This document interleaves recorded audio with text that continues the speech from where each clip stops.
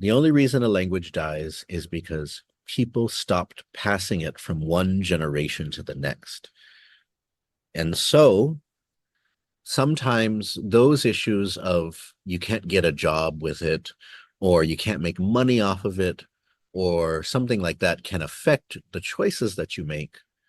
But at the end of the day, you choose the language you're going to use with your kids. You choose if you're going to support them as they learn their native language or not. So that's where we're at now, is that the Chamorro language was passed down for thousands of years across a lot of calamities and catastrophes that we know of, and across a lot of calamities and catastrophes that we don't know about because they were thousands of years before we know what happened to our people. Yeah. But the language was still there and it was still passed on.